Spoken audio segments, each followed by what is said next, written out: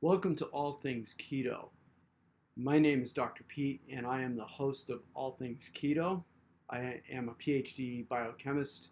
I am a certified health coach, and I hold additional certificates from the Nutrition Network in the application of ketogenic diets. The topic of today's presentation is to again take a look at the relationship between gout and the ketogenic diet.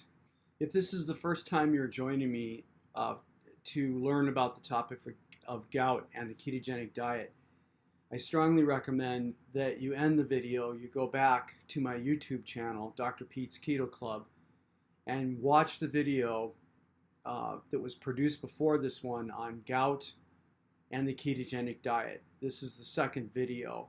Otherwise, some of the things that we get into are not going to make any sense. In terms of statistics, gout patients number about 4% of the population, or there's approximately 8 million of us. Over 21% of the US population has elevated levels of uric acid in their blood. When I talk about elevated levels, what I mean is that these are people, about 78 million of us, who have uric acid levels that are above 6.8 milligrams per deciliter. Gout is more prevalent in men than it is to women in a ratio of 3-to-1. And the CDC, and this is a quote, does not believe that asymptomatic hyperuricemia, that means those of us with high levels of uric acid, need to be treated. So remember from the first video that I produced in this area that I pointed out that the medical establishment actually doesn't know why 78 million of us have high uric acid in our blood, so values that are above 6.8 milligrams per deciliter. Secondly, I pointed out in the first video that there may well be evolutionary reasons why some of us in our population have high uric acid, and this has to do with the fact that about 24 million years ago, the uricase gene, this is the gene that coded for a protein whose responsibility it was to degrade the uric acid into another molecule that was inert, and that gene was mutated. And so in terms of humans, we don't have the ability to break down uric acid. Okay, and I pointed out that there could be two reasons why we're running high uric acid. One of them may have to do with the fact that uric acid in our blood contributes to balancing electrolyte systems, that there's a relationship between uric acid or urate and the sodium that we eat, salt that we eat. And then secondly, there may be a relationship, probably is a relationship, between uric acid and the regulation of blood pressure. Okay, so what we're going to do now is we're going to move on to data. All right, and I've done more extensive experiments on myself since we last visited.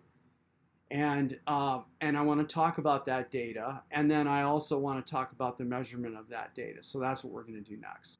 It's well known that when individuals who have had gout or high uric acid in their blood go on the ketogenic diet, that normally there is initially a spike in uric acid in the blood, which eventually returns to normal levels.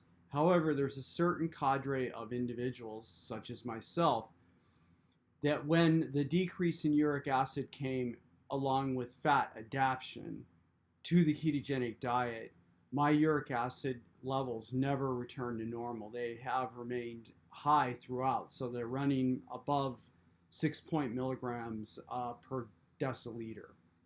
I also want to report or remind the viewer that the keto diet is safe, and there's data for that going back into the mid-1800s. In the last video, or the first video that I did in this area, I reported that after becoming fat adapted, that recently I experienced a gout hit, and I need to mention that the night before that gout hit, under the ketogenic diet or within the ketogenic diet, that I'd had one alcoholic drink. It was about a half a shot of tequila in seltzer. I think it's important to mention that. That attack was mild. It only lasted a couple of days. I didn't have to take any drugs. That includes ibuprofen for the pain.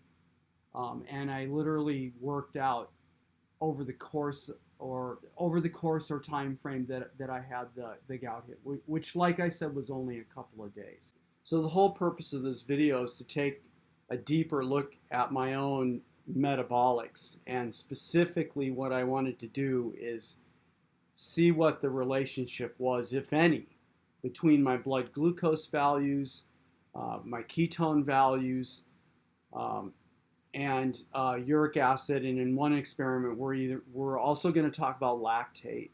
Now, the reason why I believe this is important is because I want to see if there are any patterns in regard to how the uric acid is fluctuating relative to these other biomarkers, mainly because this is a call to action, and I would like to see some people out there, other scientists, who are interested in taking a deeper look at this issue, because there has to be a lot of us with hyperuricemia that are on the ketogenic diet.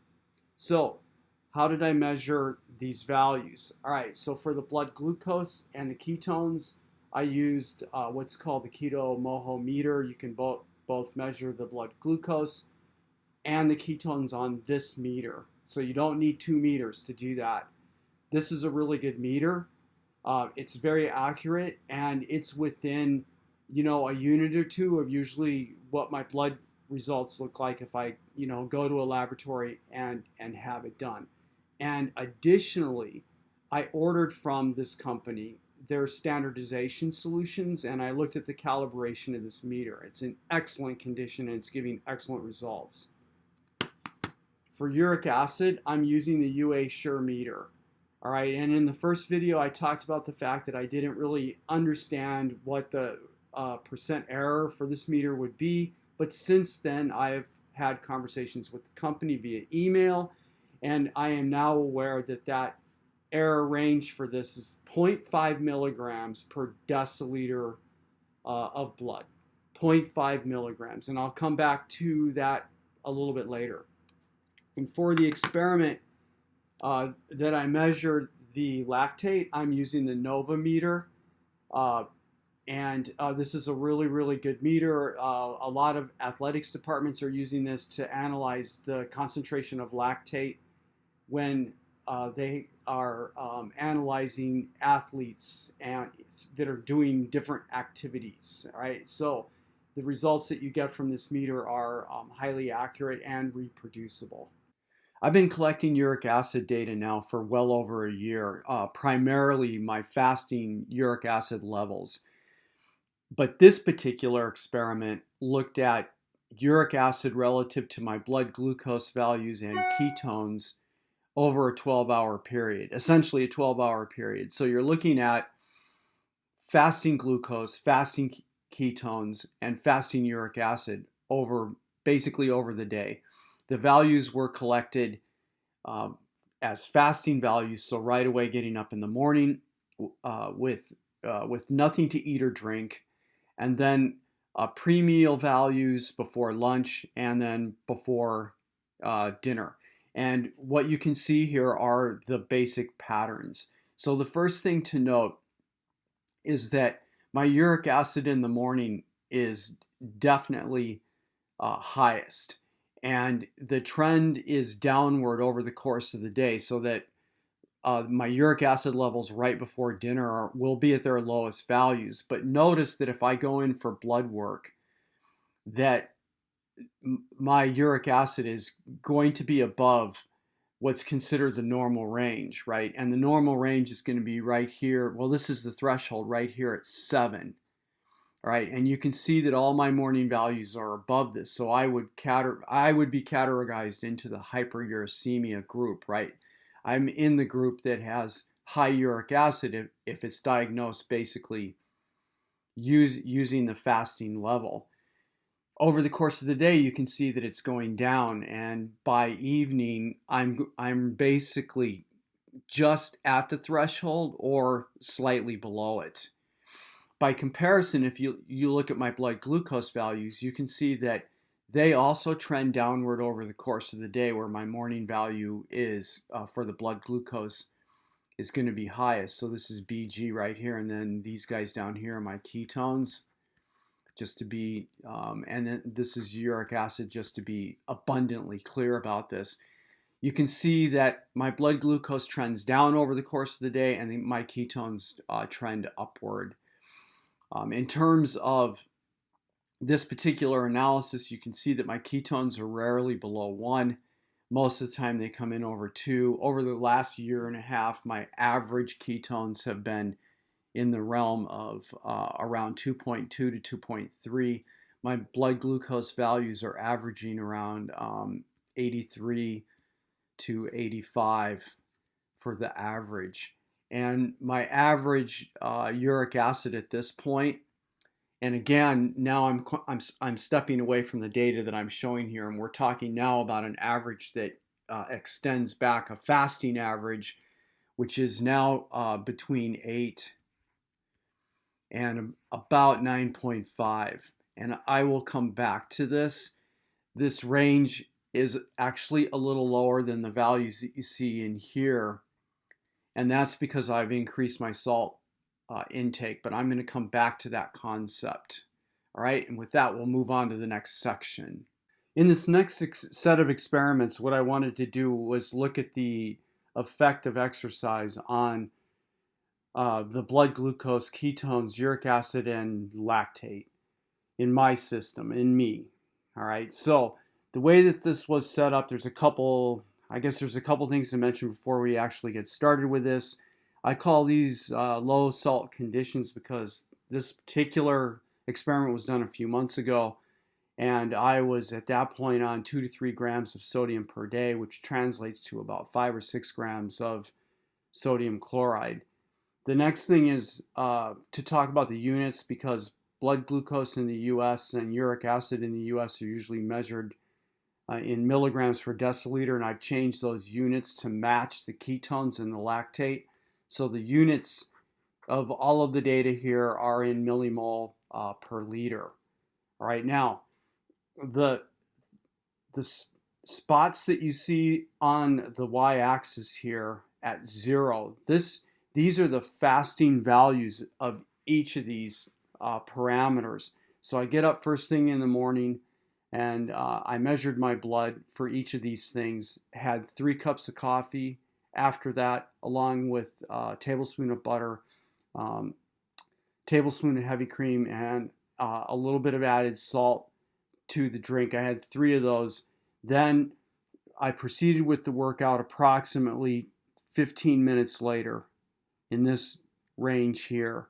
And then as soon as the workout was completed, which takes approximately 15 minutes, 15 to 20 minutes maximum, then my blood was measured again for each of the 4 units, and then systematically at the 1 hour, the 2 hour, and the 3 hour. The 1 hour being 1 hour from when the fasting values were originally taken. Now, the type of exercise is called a Tabata. And for those of you that don't know what a Tabata is, I want to be careful to go ahead and define it. This is an exercise that is done at high intensity. You work for 20 seconds, you get 10 seconds off, all right, and there are 8 rounds for a given Tabata. So 8 rounds. Now, in this particular exercise regime, I did 3 Tabatas back to back. The first one involved deadlifting a 65-pound kettlebell for 8 rounds. The second one involved doing sit-ups with an 18-pound kettlebell. And the last part of it, the last Tabata, was basically jump ropes. All right, now each Tabata is going to take approximately 4 minutes. So you have, in this sequence of 3 Tabatas, your total workout is going to be somewhere between 12 to 15 minutes.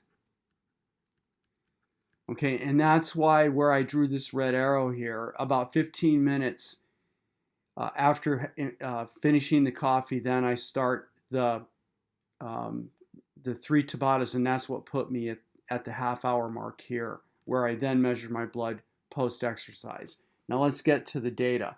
I'm going to start with the blood glucose first, and you can see that what happens post-exercise is that literally the blood glucose has spiked.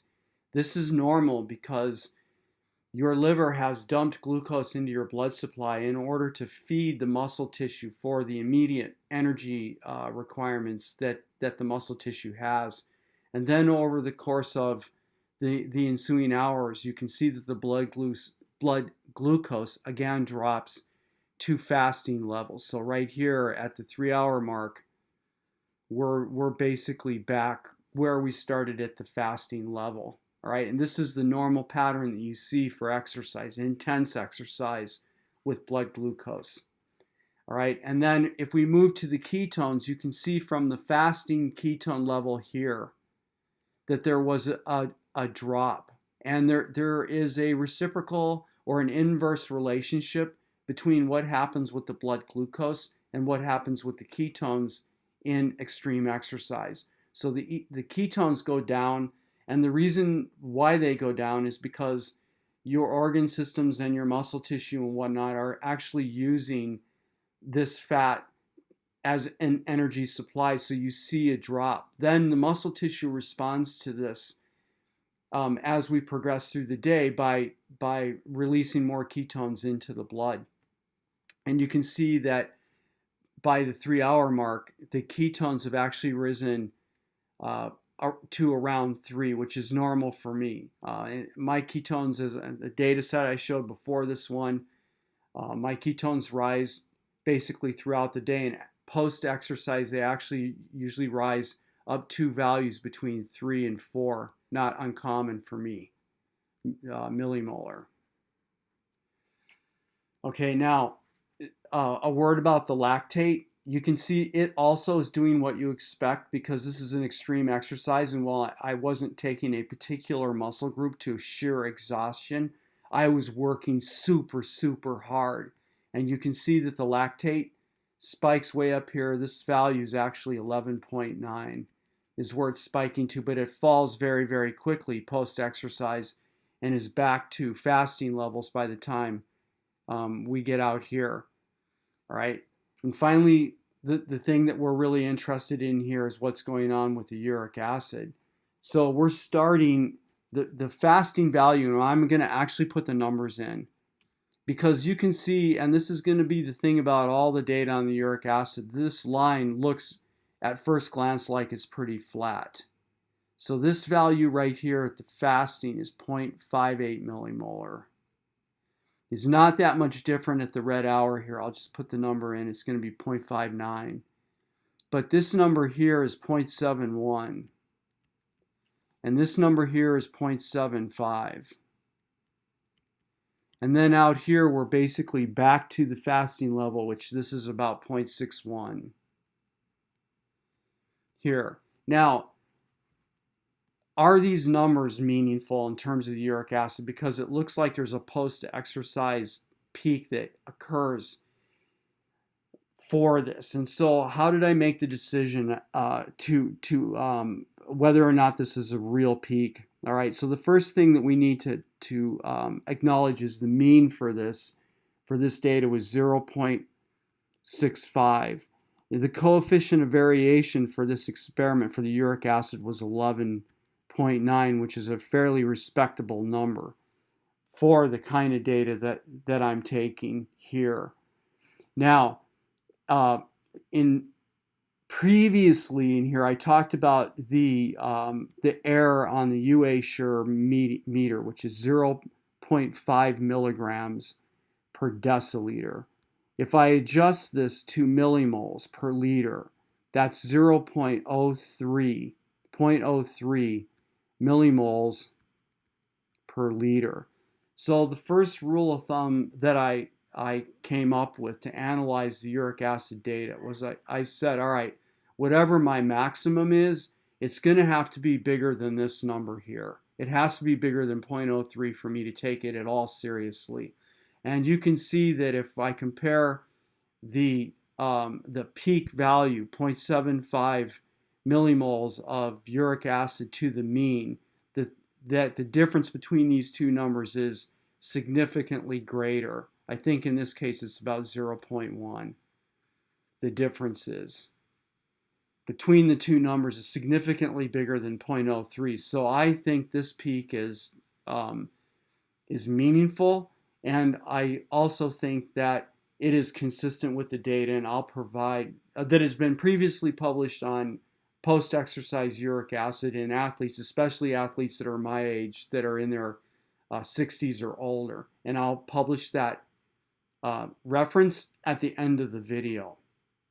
So just to summarize, it looks like with uric acid under low salt metabolic conditions, where I'm eating 2 to 3 grams of Na per day in the form of about 5 or 6 grams of NaCl or table salt, that there's a post-exercise peak that occurs. The uric acid rises post-exercise, and then it drops back down to the fasting level. It's important to emphasize that it's not dropping below this, it's dropping to the fasting level. So the exercise is not providing a means for me to get below my seemingly, whatever it is, my threshold of uric acid, which is around between 8 and 9.5 for my fasting level. All right, and with that, we'll move on to the next segment of data. Okay, before we move to the next exercise data, it's important to clarify the difference in my metabolic condition between the experiment that I just outlined for you in regard to the lactate, the blood glucose, the ketones, and the uric acid. That experiment was done under what I call low salt conditions. So my journey now has been over 1.5 years on the ketogenic diet. And so the data you're looking at here covers over close to 330 days of blood glucose values and ketones. And then I started measuring uric acid in July of 2019 because when I went in to have my blood work done, my uric acid came up high. And so I wanted to know what it was. And in those days, in that 330-day time span in terms of salt, I was intaking between 2 to 3 grams of sodium per day, which translates into about 5 to 6 grams of sodium chloride spread over the day, coming in by chicken broth, and sometimes I would actually mass the salt out, table salt, and put it in water and then drink it that way. So what I'm showing you here, and this is important to understand where we're going to head with this, is that at the end of this data here is where I started eating higher salt. So let me define what that is. And I'm going to call it high salt. And the reason that I did this is because in the literature, there is a inverse relationship between the salt intake and the amount of uric acid in the blood. And so as a hyperuricemia person, I wanted to see if my uric acid would drop in the response to salt. So in this case, I am X greater than 6 grams of sodium per day, and that translates into around 15 grams of NaCl. All right. So, but previous to those experiments, previous to shifting to high salt, the data that you're looking at here shows where my uric acid was before I switched to high salt. And you can see I'm coming in at about 10. So my normal uric acid before shifting to the high salt was, it's fair to say it was between 9 and 10.5.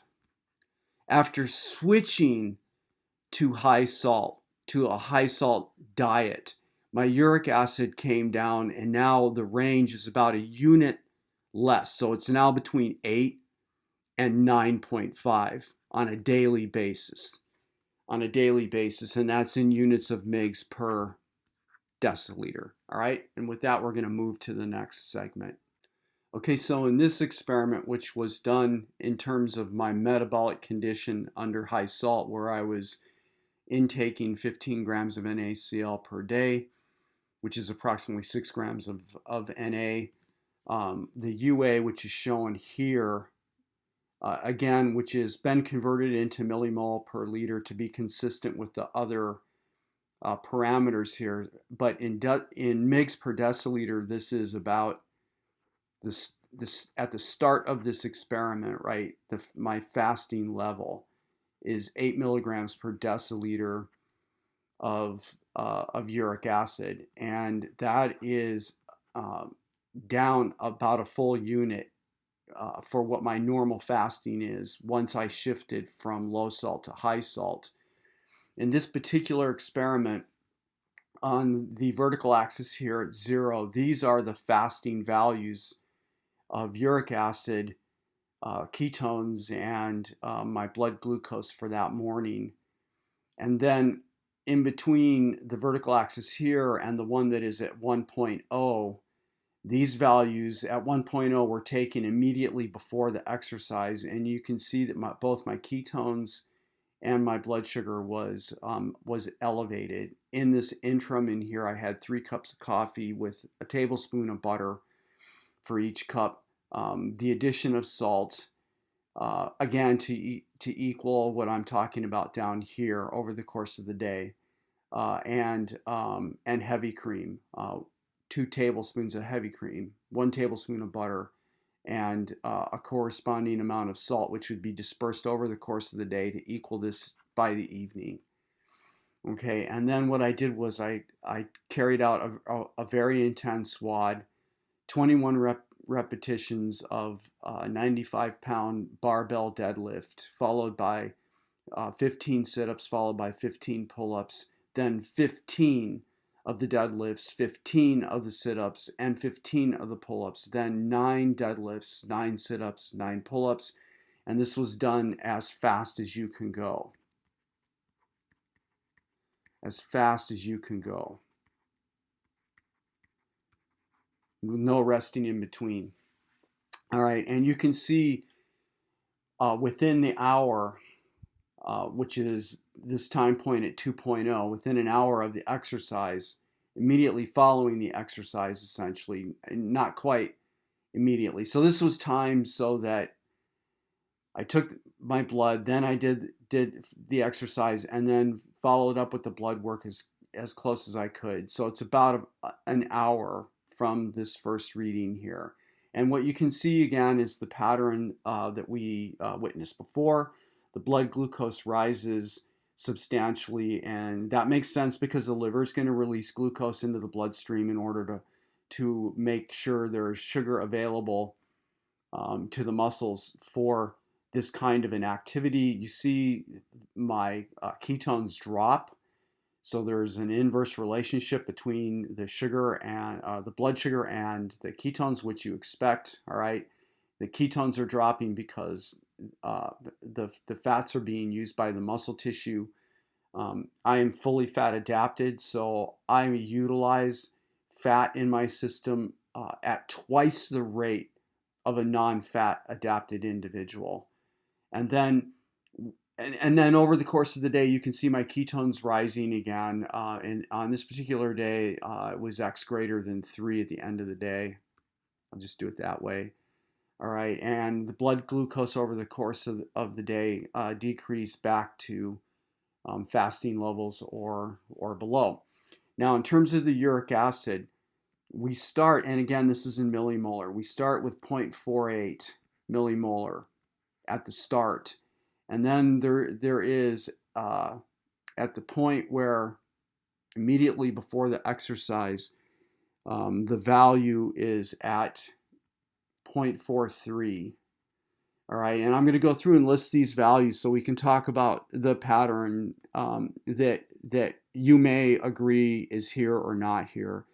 The next value here is going to be 0.5. So we see within an hour of this extreme exercise that it's starting to elevate. The peak is here, which is 0.58. Let me just clean that up a little. 0.58. And then it begins to drop off again, and over the course of these hours, it drops finally to 0.53, which is slightly higher than what my fasting level was, which, again, to clarify, started out at about 8 mg per deciliter.